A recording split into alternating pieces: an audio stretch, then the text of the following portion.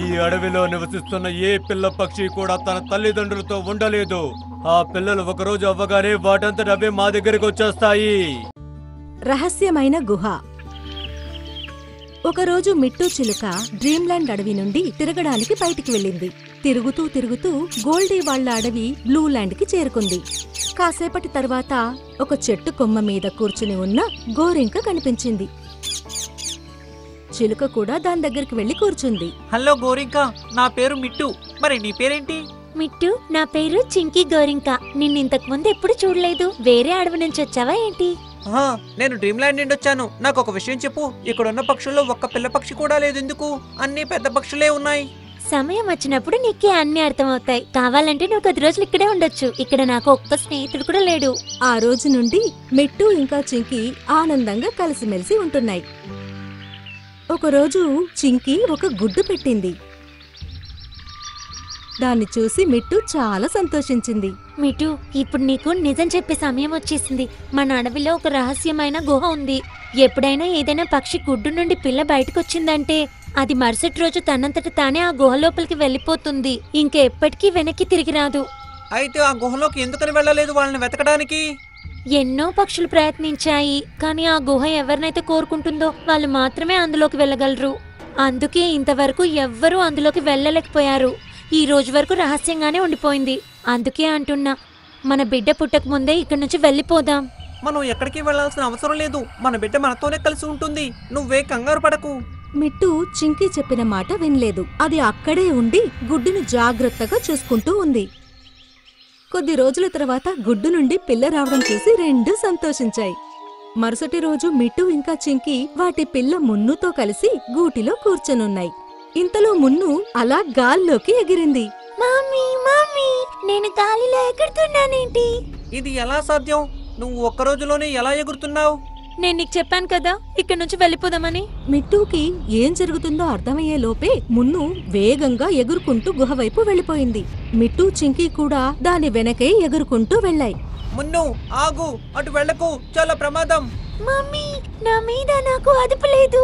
నేను నా అంతట నేను వెళ్ళటం లేదు. మున్ను ఆ గుహ వైపుకి వేగంగా ఎగురుకుంటూ వెళ్ళిపోతోంది.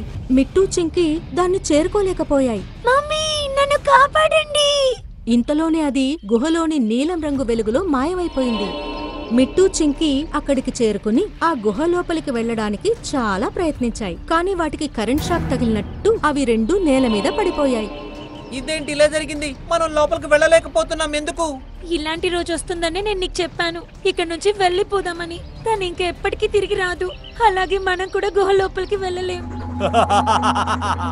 ఈ అడవిలో నివసిస్తున్న ఏ పిల్ల పక్షి కూడా తన తల్లిదండ్రులతో ఉండలేదు. ఆ పిల్లలు ఒకరోజు అవ్వగానే వాటంతట అవే మా దగ్గరికి వచ్చేస్తాయి. ఎందుకు మీరెవరు? ఈ గుహ రహస్యం ఏంటి?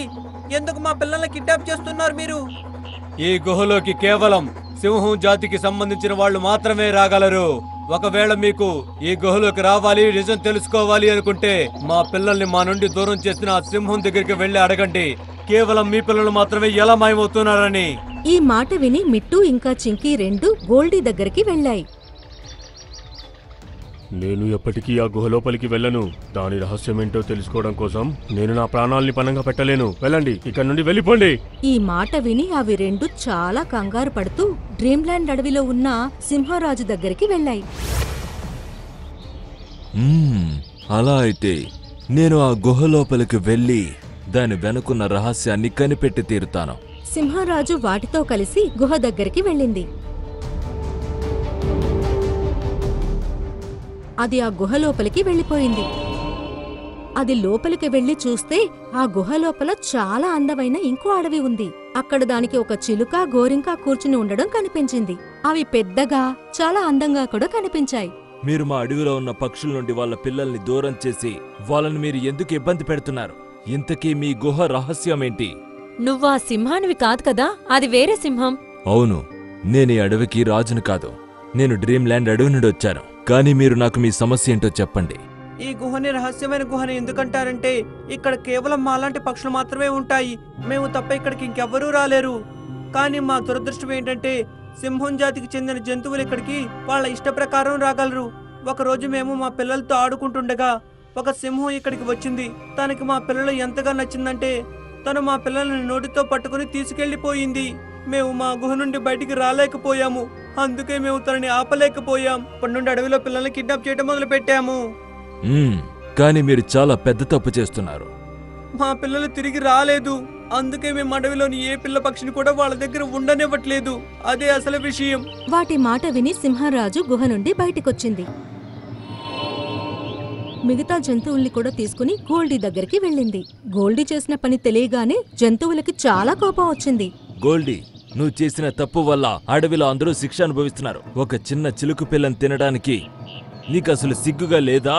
అది నిజం కాదు షేర్ ఖాన్. మా పిన్నికి చిలుకని పెంచుకోవాలని ఎంతో ఆశగా ఉండేది. అందుకని తను నా అడవిలోని అందమైన చిలుకను తీసుకొచ్చి తనకు బహుమతిగా ఇవ్వమని నన్ను అడిగింది. ఒకరోజు నేను వేట కోసం వెతుకుతూ ఆ గుహ లోపలికి వెళ్ళాను. అక్కడ వాళ్ళ పిల్ల నాకు చాలా బాగా నచ్చింది. మరిప్పుడు అది ఎక్కడుంది?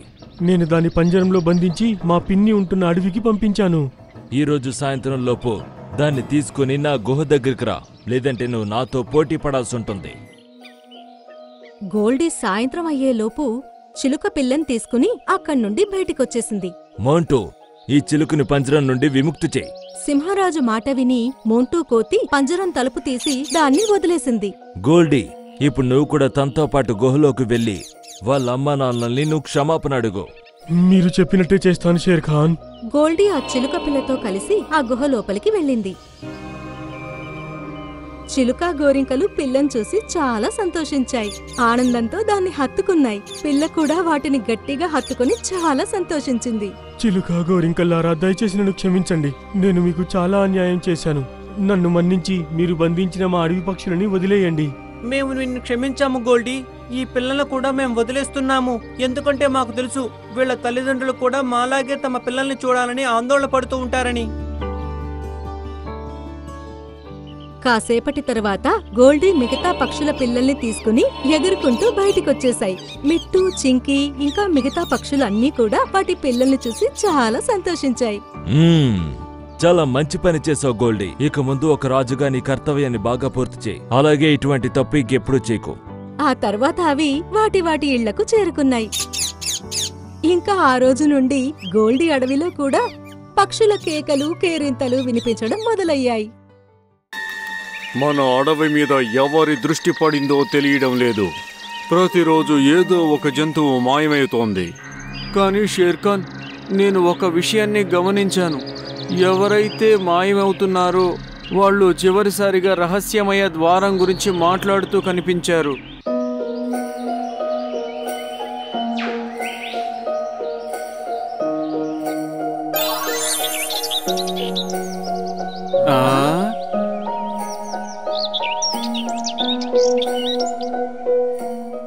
అరే వా, ఎంత అద్భుతమైన పండు!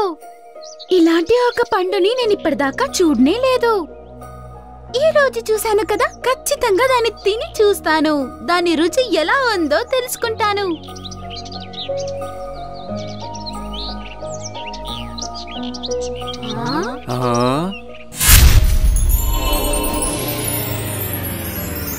అరే, ఏం జరుగుతుంది?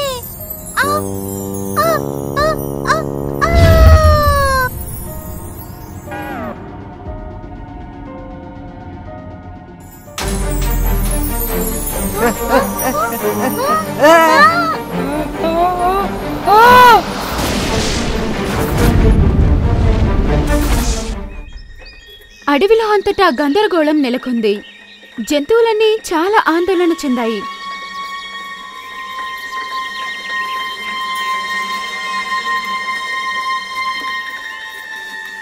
మన అడవి మీద ఎవరి దృష్టి పడిందో తెలియడం లేదు. ప్రతిరోజు ఏదో ఒక జంతువు మాయమవుతోంది. కానీ షేర్ఖాన్, నేను ఒక విషయాన్ని గమనించాను. ఎవరైతే మాయమవుతున్నారో వాళ్ళు చివరిసారిగా రహస్యమయ ద్వారం గురించి మాట్లాడుతూ కనిపించారు. కాబట్టి వీళ్ళు ఆ ద్వారం లోపలికి వెళ్ళి ఉంటారు. కానీ ఆ జంతువులన్నీ చాలా బాధ్యత గలవి. రాము ఏనుగు, చోటు జింక, మోటు కోతి ఇంకా బగీరా అందరికీ కూడా రహస్యమయ ద్వారం గురించి తెలుసు కదా. మరి ఎందుకు వాళ్ళు దానిలోకి వెళ్ళాలని ఆలోచిస్తారు? ఈ రహస్యమయ ద్వారం ఏమిటి? రహస్యమయ ద్వారం పాళీ కోటలో ఉంది. ఆ ద్వారం వెనకాల ఏమీ కనిపించదు. కేవలం బంగారం కనిపిస్తుంది, ఇంకా కిరణాలు మెరుస్తాయి. ఈ రోజు వరకు ఎవరైతే లోపలికి వెళ్లారో ఎవ్వరూ కూడా తిరిగి రాలేదు. మన యొక్క పెద్ద జంతువులు మాయమైన విషయం గోల్డీకి తెలిసిపోయింది. అది ఎప్పుడైనా తన సోదరుడు షేరుతో కలిసి మన మీద దాడి చేయవచ్చు. మీరు రెండు సింహాలతో ఎలా పోరాడతారు? ఒక రాజుగా ఉన్న నాకు ఓటమిని అంగీకరించడం శోభనివ్వదు. నేను వాటితో ఆఖరి శ్వాస వరకు పోరాడతా. అది విని మిట్టు చిలుక కూడా చాలా బాధపడుతుంది. మరుసటి రోజు ఉదయం ఆ జంతువులని వెతుక్కుంటూ రహస్య ద్వారం వైపు వెళ్తుంది. పైనుంచి దానికి ఏం కనిపిస్తుందంటే కాలు ఎలుగుబంటి గోల్డీ దగ్గర ఏమో మాట్లాడుతూ ఉంది. ఇదేంటి? ఈ కాలు ఎలుగుబంటి మన శత్రువైన గోల్డీతో ఏం మాట్లాడుతోంది? వెళ్ళి వింటాను. గోల్డీ మహారాజా, మీరు చెప్పినట్టుగానే అడవిలోని అన్ని పెద్ద జంతువులను ఎలాగోలా తిప్పలు పడి ఆ మాయాద్వారంలోకి పంపించేశాను. ఇక వారు ఎప్పటికీ తిరిగి రాలేరు. దాడి చేయడానికి మంచి సమయం. షేర్ ఖాన్ మీ చేతిలో ఓడిపోతాడు. ఇక ఆ తర్వాత మా అడవిపై కూడా మీదే అధికారం. ఒకవేళ అలాగే అయితే నేను నిన్ను ఈ అడవికి మంత్రినిచ్చేస్తాను. అంటే దీని అర్థం కాలు గోల్డీతో కలిసి ఉందన్నమాట. ఈ రహస్యం గురించి వెంటనే షేర్ ఖాన్కి తెలియజేయాలి. అప్పుడు మిట్టుకి వెనుక నుంచి ఎవరో మాట్లాడడం వినిపిస్తుంది. ఏం వింటున్నావు నాయనా? అది వెనుక తిరిగి చూస్తుంది. గోల్డీ అడవికి చెందిన ఒక గద్ద ఉంటుంది. గోల్డీ రాజా, ఈ మిట్టు మీరిద్దరూ మాట్లాడుకుంటుంది వినేసింది. పట్టుకోదాన్ని. అది వినిన వెంటనే మిట్టు చాలా భయపడుతుంది మరియు అక్కడి నుంచి వేగంగా ఎగురుకుంటూ వెళ్ళిపోతుంది. గద్ద తన వెనకాలే వెళ్తుంది. ఓ భగవంతుడా, నాకేదైనా దారి చూపించు, లేదంటే ఈ గద్ద చేతిలో చనిపోతాను. అప్పుడు అది మెరుస్తున్న ఒక బంగారపు తలుపుని చూస్తుంది. చూస్తుంటే ఇది ఆ రహస్యమయ ద్వారం అనుకుంటా. అందరూ దీని గురించే మాట్లాడుకుంటున్నారు. దీంట్లోకే వెళ్ళిపోతాను. అలా అంటూ తన రెక్కలని ఆపకుండా ఆ తలుపు లోపలికి వెళ్ళిపోతుంది. అరే వా, వెళ్ళిపోయిందా? మళ్ళీ ఇంక ఎప్పటికీ తిరిగి రాదు. అలా అనుకుంటూ అది గోల్డీ మరియు ఎలుగుబంటి దగ్గరికి వెళ్ళిపోతుంది. లోపలికి వెళ్ళాక కొంచెం దూరం దాకా దానికి ఏమీ కనపడదు. ఇప్పుడు మిట్టు చూస్తున్నది ఒక అందమైన అడవి. దాని కళ్ళల్ని అదే నమ్మలేకపోతుంది. దాని ఎదురుగా ఒక జలపాతం ఉంది. చెట్లపై రంగురంగుల పువ్వులు పూసాయి. ఇంకో దృశ్యాన్ని కూడా చూస్తుంది. తన యొక్క అడవిలో నుంచి మాయమైన జంతువులన్నీ వేరే వేరే పంజరంలో బంధించబడ్డాయి. 4 వైపు నీలిరంగు పక్షులున్నాయి. మరియు ఒక పక్షి సింహాసనం మీద కూర్చుంది. నువ్వు ఎవరు? నువ్వు ఇక్కడికి వచ్చినందుకు? పక్షిరాణి, ముందు మీరు ఈ విషయం చెప్పండి. మీరు ఈ నా మిత్రులందరినీ ఎందుకు బంధించి ఉంచారిక్కడ? వీళ్ళందరిలాగే నిన్ను కూడా నేనిప్పుడు బంధిస్తాను. అలా అంటూ అది మాయ చేస్తుంది. కాని ఆ మాయ మిట్టు మీద ఏ ఒక్క ప్రభావం చూపలేదు. ఏంటిది? ఇది ఎలా జరిగింది? నీ మీద నా మాయ ఎందుకు పని చేయట్లేదు? అలా అంటూ అది మళ్ళీ మాయ చేస్తుంది.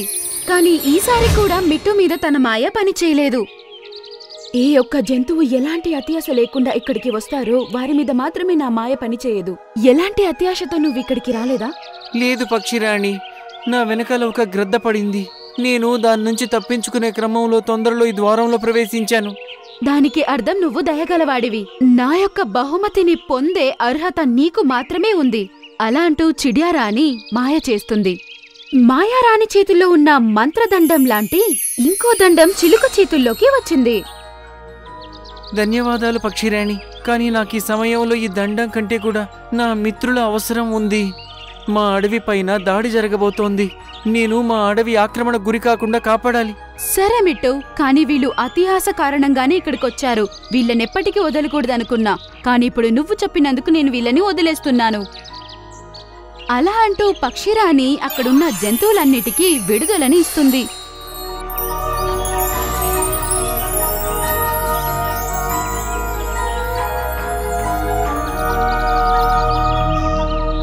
ఇంతలో గోల్డీ అడవిపై దాడికి సన్నాహాలు చేశాడు. గోల్డీ తన సహోదరుడైన షేర్తో కలిసి షేర్ ఖాన్ ముందు నిలబడింది. షేర్ ఖాన్, నువ్వు ఓటమిని ఒప్పుకో. నీ అడవిలో అన్ని జంతువులు కూడా వెళ్ళిపోయాయి. పైగా మేము 2 పులులం. నువ్వు ఒక్కడివే 2 పులులతో పోరాటం చేయలేవు. ఏం పర్వాలేదు, నేను కావాలంటే చనిపోతాను. ఓటమిని మాత్రం ఒప్పుకోను. నేను ఇక్కడి రాజుని, రాజుగానే మరణిస్తా.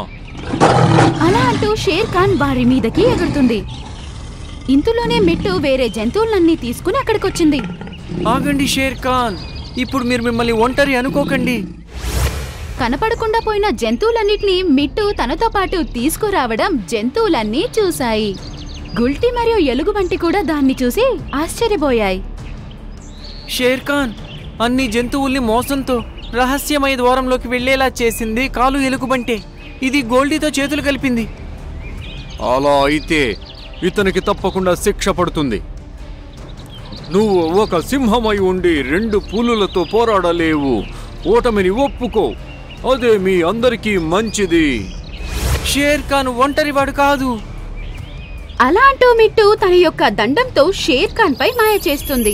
ఇప్పుడు షేర్ ఖాన్ లాంటి ఇంకొక షేర్ ఖాన్ ప్రత్యక్షమయ్యింది. ఓ, ఇది ఎలా జరుగుతుంది? ఇప్పుడు ఈ 2 షేర్ ఖాన్లు వాళ్ళిద్దరి మీద దాడి చేశాయి. చాలాసేపు గొడవ పడ్డాక గోల్డీ మరియు తన సహోదరుడు అలసిపోయాయి. ఓడిపోయాము అని అవి ఒప్పుకుంటాయి. ఓ, మేము ఓటమి ఒప్పుకుంటున్నాం. ఇప్పుడు మీరు నోరు మూసుకొని వెళ్ళండి ఇక్కడి నుంచి. మీతో పాటు ఈ వెధవ ఎలుకబంటిని కూడా తీసుకువెళ్ళండి. అది విని అది దాంతో పాటు కాలు ఎలుగుబంటిని తీసుకుని అక్కడి నుంచి పరుగులు తీశాయి. షేర్ ఖాన్ మరియు వేరే జంతువులన్నీ మిట్టుకి చాలా చాలా ధన్యవాదాలు తెలిపాయి. అప్పటి నుంచి జంతువులన్నీ కలిసిమెలిసి చాలా సంతోషంగా జీవిస్తున్నాయి. మరియు మిట్టు చిలుక తన యొక్క మాయా శక్తితో జంతువులన్నిటికీ సహాయం చేస్తూ ఉంది.